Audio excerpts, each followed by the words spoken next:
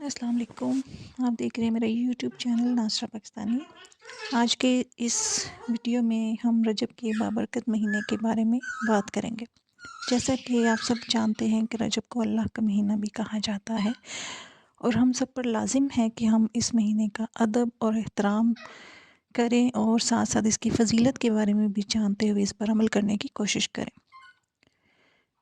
رجب کے مہینے میں اگر کوئی دعا کرتا ہے تو اس کی دعا قبول ہوتی ہے اور اس کی لغزشیں بھی معاف ہو جاتی ہیں۔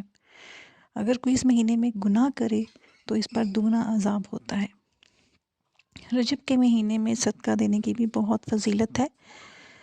جو صدقہ اللہ کی راہ میں دیتا ہے، اللہ پاک دوزخ کی آگ کو اس سے دور کر دیتے ہیں۔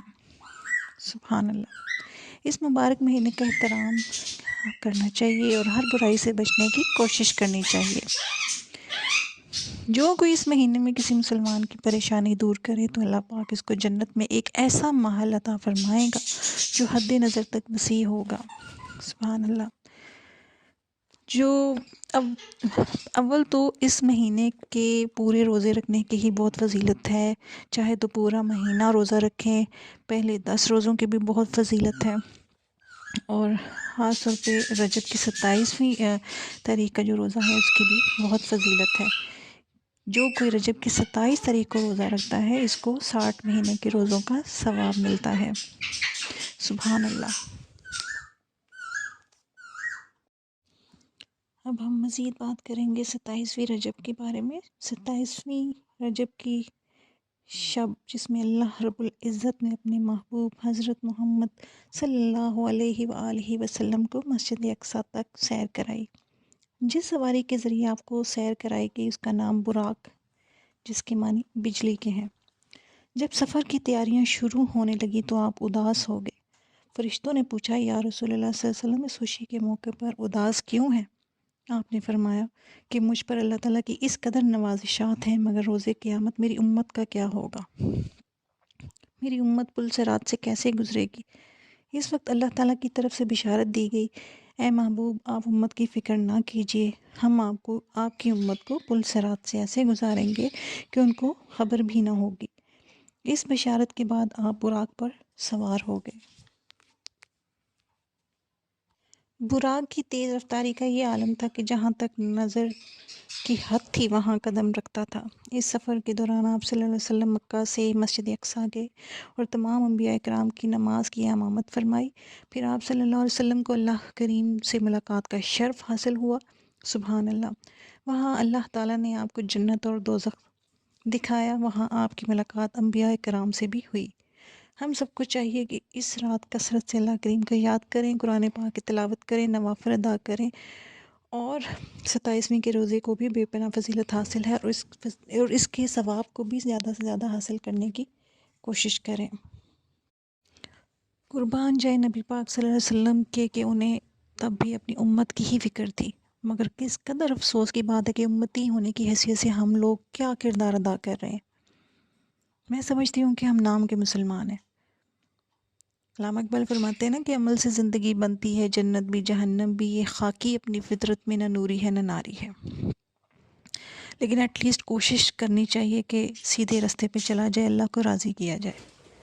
مگر افسوس کہ ہم دنیاوی کاموں میں مست ہیں، اور اس مہینے کے اگر فضیلت کو مد نظر رکھیں ہم تو بہت ساری باتیں ہمارے سامنے ہیں دین سے ریلیٹڈ، کہ انسانیت کے حوالے سے بھی، کہ ہم کوئی مشکل میں اس کی مدد کریں، کوئی بھوکا ہے اس کو کھانا کھلا دیں۔ ہمسایوں کے بھی بے حد حقوق ہیں کہ اگر ہم خود کھانا کھائیں تو یہ کنفرم کر لیں کہ آپ کی ہمسائے میں کوئی بھوکا تو نہیں۔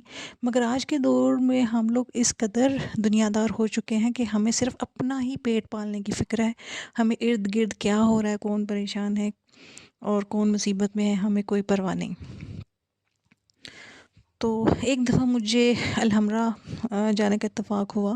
مولانا روم سے ریلیٹڈ کچھ صوفیزم تھا، ترکش سے کچھ لوگ آئے ہوئے تھے، تو وہاں کچھ صحافی بھی تھے، اور بات چلی جب دین سے ریلیٹڈ تو ہم لوگوں نے اپنی یعنی کہ اپنے بارے میں کہنا شروع کیا کہ ہم لوگوں میں یہ خامیاں ہیں اور ہمیں اس کو درست کرنا چاہیے۔ تو وہاں پہ ایک کرسچن بھائی تھے، اور انہوں نے جب کہا کہ میں نے قرآن پاک کی یہ آیات پڑھی ہیں، ان کا یہ ترجمہ ہے، تو میں بہت حیران ہوئی کہ آپ نے کیا قرآن پاک کو اسٹڈی کیا ہے؟ انہوں نے کہا جی بالکل ہم نے اسٹڈی کیا. یعنی مختلف کمیونٹی کے لوگ جو ہیں نا، وہ ایک دوسرے کے مذاہب کو جانتے ہیں اور اس کو اسٹڈی کرتے ہیں باقاعدہ. اور میں یہ سمجھتی ہوں کہ ہمارے دین کو جس نے بھی پڑھا ہے نا، بہت ساری باتیں انہوں نے اپنا لی ہے، مگر افسوس ہم اپنے دین سے بہت دور ہو گئے. اب اگر بات کی جائے تو یہاں پہ میں مزید تھوڑا سا ایڈ کرنا چاہوں گی کہ انسانیت کے حوالے سے کہ ہمارا کیا کردار ہے اور غیر مذہب کے لوگوں کا کیا کردار ہے. یہاں میں بات کرنا چاہوں گی کہ تیونس کی ایک فیمس فیمیل ٹینس سٹار ہے جن کا نام اونس جبور ہے.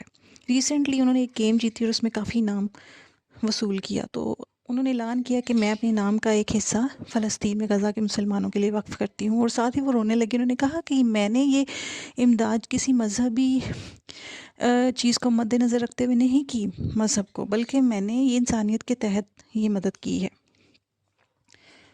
اور مگر افسوس کہ ہم مسلمانوں کی حیثیت سے کیا کردار ادا کریں. ہمارے تو فیمس جو ٹی وی آرٹسٹ ہیں یا ٹک ٹاک سٹارز ہیں، کسی کی طرف سے کوئی بھی اس طرح کا کام کرتے ہوئے دکھائی نہیں دیا گیا، نہ کوئی ہم نے خبر سنی ایسی.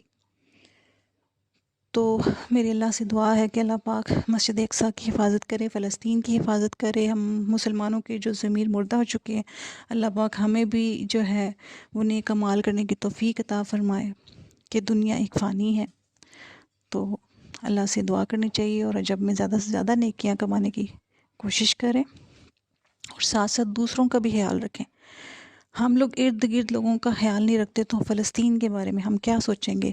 ہم صرف باتیں کرتے ہیں. تو باتوں سے نکل آئیں، عمل سے ہی زندگی بنتی ہے اور اپنے رب کو راضی کرنے کی کوشش کریں.